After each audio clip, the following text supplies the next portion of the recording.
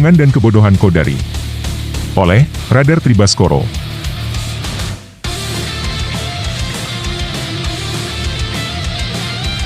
Food buying terjadi ketika seorang kandidat atau pihak yang berkepentingan dengan hasil pemilu menawarkan materi atau keuntungan lainnya kepada pemilih dengan harapan untuk mendapatkan suara mereka.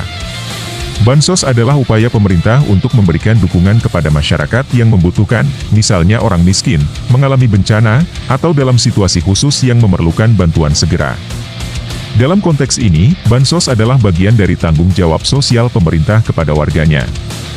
Namun, ketika bansos diberikan pada timing yang dirancang sedemikian rupa untuk mempengaruhi pilihan pemilih menjelang pemilu, hal tersebut bisa dianggap sebagai praktik food buying atau pembelian suara.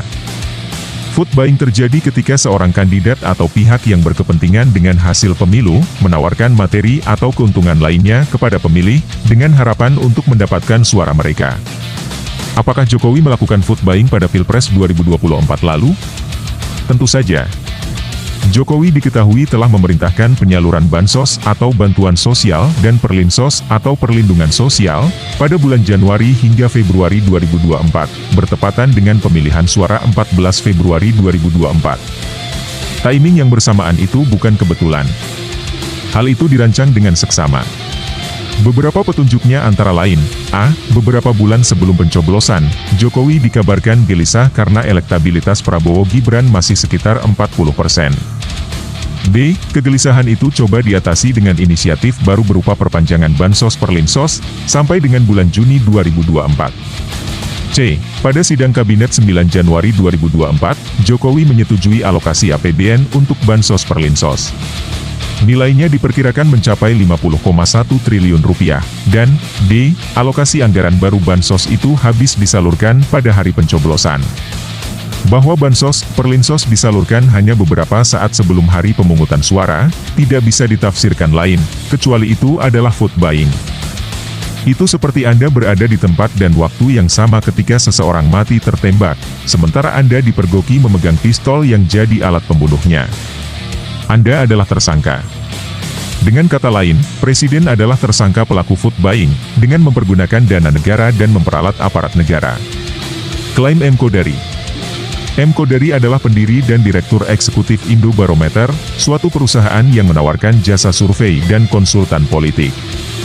Dalam sidang Mahkamah Konstitusi membahas sengketa Pilpres 2024, Kodari menjadi ahli untuk paslon 02 Prabowo Gibran. Keterangan Kodari pada hari Jumat 5 April 2024 dapat disarikan menjadi 3 klaim, yaitu: Klaim 1, hanya periset yang membawa kebenaran.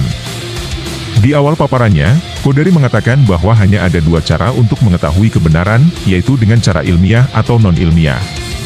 Ia mencemooh orang-orang yang tidak berdasar ilmiah, yang memiliki informasi data lapangan, sebagai omong berdasar kepada perasaan saja.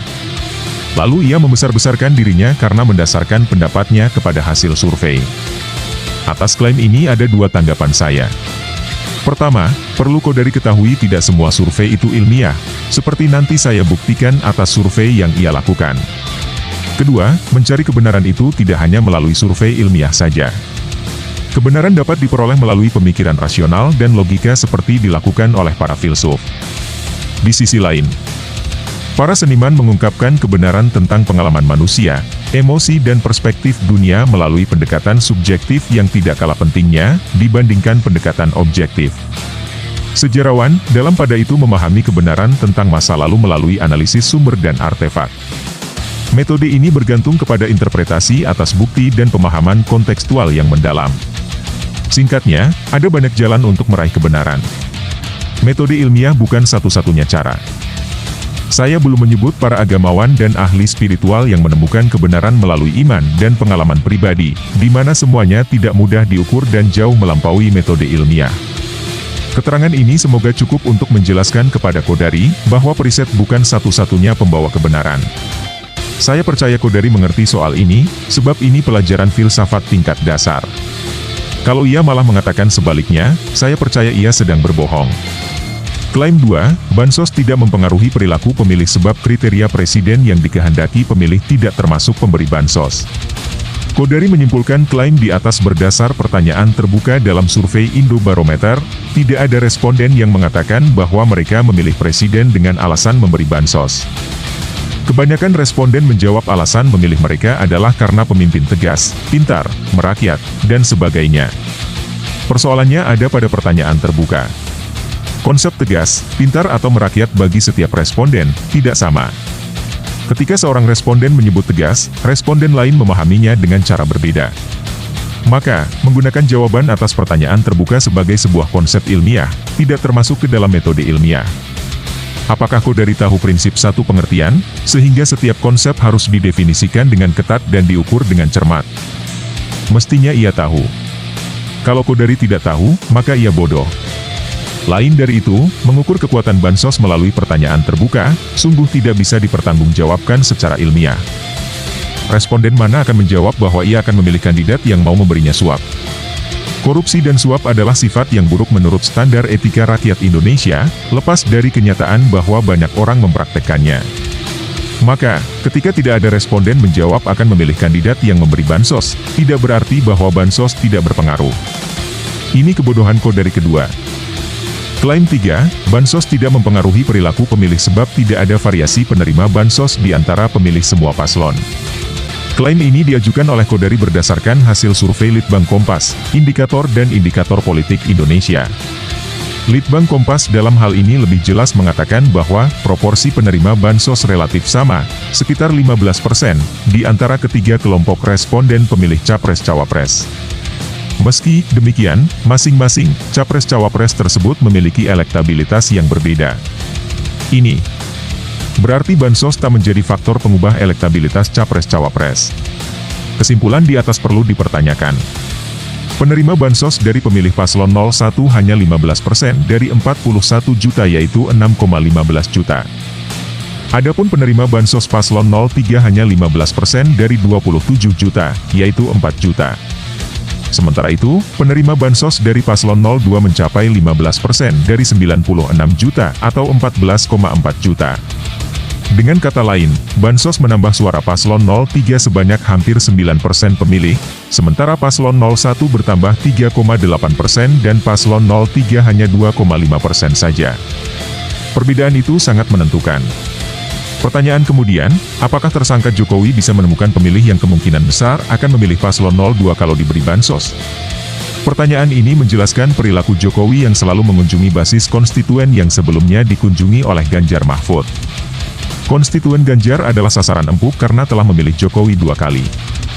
Menggerogoti konstituen Ganjar bukan cuma menaikkan suara Prabowo, namun juga mengurangi suara Ganjar atau keuntungan ganda.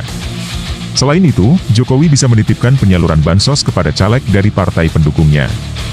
Caleg Golkar dan PAN cocok untuk kebutuhannya itu karena mereka sangat agresif, yang tidak menggarap ceruknya sendiri, namun juga memasuki ceruk konstituen partai pendukung paslon lawan. Penutup. Kecurangan pemilu dengan memanfaatkan dana negara, bansos, dan aparatur negara, adalah fakta telanjang yang tidak bisa ditutupi. Bansos itu telah disalurkan tepat sebelum pemungutan suara. Timing itu tidak menipu. Tujuannya jelas, yaitu memenangkan anaknya yang menjadi cawapres. Sekarang terpulang kepada para petinggi dan elit negeri ini. Apakah kejahatan ini akan dibiarkan begitu saja? Kalau ya, maka peristiwa ini akan menjadi standar bagi eselon pemerintahan lebih bawah untuk melakukan kecurangan yang sama. Lebih dari itu, polarisasi politik akan semakin lebar, legitimasi politik semakin sulit didapatkan. Para elit di pemerintahan bertanggung jawab atas tegaknya demokrasi. Hal itu telah termaktub jelas dalam UUD 1945, baik pada 2 alinea pembukaan dan 9 pasal UUD 1945. Kemunduran demokrasi di Indonesia tidak bisa dinisbahkan sebagai kesalahan Jokowi semata. Tetapi hal itu juga kontribusi dari elit politik Indonesia yang tak peduli, abai, bahkan mendukung pelanggaran nilai-nilai demokrasi yang dilakukan Presiden Jokowi.